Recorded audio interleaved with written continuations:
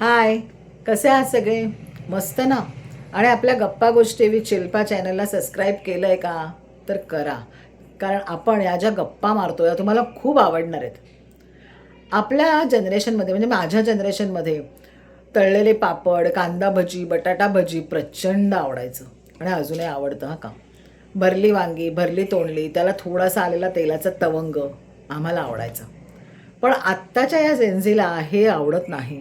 त्यांना खूपच oil free cooking, खूप हेल्दी कुकिंग, माइंडफुल इटिंग ह्या ज्या सगळ्या कन्सेप्ट आहेत ना, तर आपण याच विषयात गप्पा मारणार आहोत. आणि हे ऑइल फ्री कुकिंग तुम्हाला जर करायचं असेल तर त्याला उत्तम पर्याय आहे एअर फ्रायर. सो हा एअर फ्रायर कसा वापरायचा, याचे बेनिफिट्स काय आहेत, त्याच्यामध्ये आपण एक इंटरेस्टिंग गोष्ट करणार आहोत जी अगदी तुम्हाला आवडेल.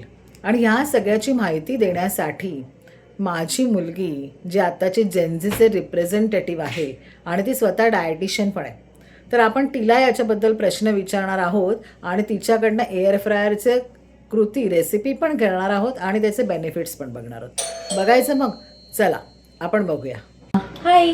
आता तू आपल्या सगळ्या मंडळींना दाखव की एअर फ्रायर कसा असतो, त्याचं कसा तो चालतो. शुअर.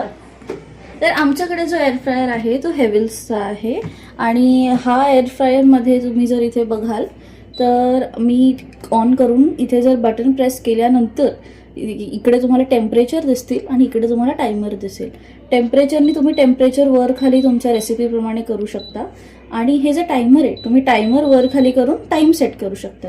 आता ह्याच्यामध्ये या एअर फ्रायरमध्ये प्री डिसाइडेड आहेत. आता सपोज मला फ्रेंच फ्राईज करायचे तर हे फ्रेंच फ्राईजचं बटन मी दाबलं तर ते बरोबर टेम्परेचर मला फक्त ऑन करायला लागतं. टेम्परेचर आणि टाइम सेट होऊन येतं. बट तुम्हाला काही वेगळं करायचं असेल, आता सपोज चिकन असेल किंवा पिझ्झा बनवायचा असेल किंवा काही पनीरचं स्टार्टर असेल तर त्याच्याप्रमाणे टेम्परेचर आणि टाइम दोघंही चेंज होतं. आता तुम्ही हे भांडं बघितलं तर हे भांडच्या आतमध्ये ही प्लेट असते. या प्लेटचं इम्पॉर्टन्स काय असतं की जेव्हाही तुम्ही प्लेट ठेवता आणि जेव्हा त्याच्यावर तुम्ही पदार्थ ठेवता कुठलाही तर ते शिजण्यासाठी ते 360 डिग्री शिजतं. त्याच्यामुळे सगळीकडनं त्याला हीट लागते. सो ह्याचं इम्पॉर्टन्स हे असतं या भांड्याचं. आणि दुसरी गोष्ट म्हणजे या ह्याच्यावर तुम्ही तुमचं भांडं ठेवू शकता. म्हणजे आता सपोज तुम्ही केक केला किंवा मफिन्स केले तर तुम्ही ह्याच्यावर ठेवू शकता. पण ही प्लेट ठेवणं इम्पॉर्टंट असतं कारण मध्ये सगळीकडनं ती हीट त्या ह्याला लागते म्हणून. आणि तुम्ही जेव्हा तंदूर करता किंवा एक काय म्हणतो आपण टिक्का करता तेव्हा तुम्ही काय करायचं, तुम्ही एक तर स्टीलचे आपले जे सळ्या असतात त्या यूज करू शकतात, नाही तर आपल्याकडे वुडन स्टिक्स असतात त्या यूज करू शकता. मग मला झटपट एक अशी छान रेसिपी एअर फ्रायर मध्ये करून दाखव बरं.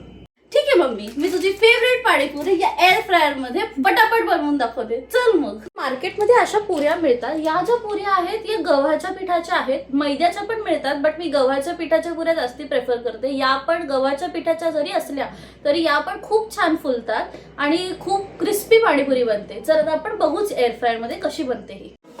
आता मी ह्याच्यात बिलकुल पण तेल टाकणार नाही आणि नुसत्या या पुऱ्या अशा पसरवणार आहेत. या पुऱ्या पसरवताना फक्त एवढं बघा की ते एकमेकांना एवढं हे नाही चिटकत नाही आहेत. बाकी मग आपण बंद करून देऊ.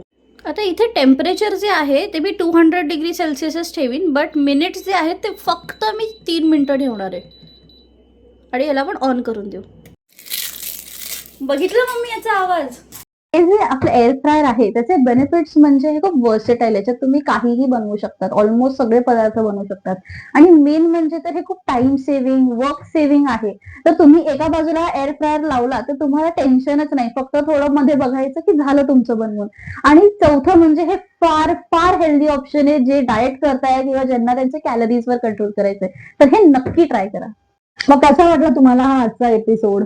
एअर फ्रायर हा खरंच आपल्या किचन मध्ये मदतनीस ठरू शकतो आणि आपण जे तेल खातो एक्सेस तर ते आपलं वाचू शकतं. आपण ऑइल फ्री आणि टाइम सेव्हिंग कुकिंग करू शकतो. तर आपल्या आवडते असेल ती भजी असेल, तंदूर असेल, पाणीपुरी असेल, अशा गोष्टी सुद्धा आपण एकदम झिरो ऑइल फ्री करू शकतो. आज तुम्ही ते बघितलं. तुम्हाला हा मदर डॉटर एपिसोड किंवा व्हिडिओ आपला कसा वाटला हे तुम्ही कमेंट सेक्शन मध्ये मला नक्की सांगा. आणि अजूनच अशा गप्पा गोष्टी मारायला आम्ही तुमच्या बरोबर नक्की येणार आहे पुढचा एक छान नवीन गप्पांचा विषय घेऊन. पण त्याच्या आधी प्लीज आपल्या गप्पा गोष्टी विथ शिल्पा या चॅनलला तुम्ही सबस्क्राईब केलं नसेल तर प्लीज लाईक, शेअर आणि सबस्क्राईब करायला अजिबात विसरू नका. आणि बेल आयकॉन दाबा म्हणजे आमचे नवीन येणारे व्हिडिओ तुमच्यापर्यंत पोहोचतील. So stay tuned.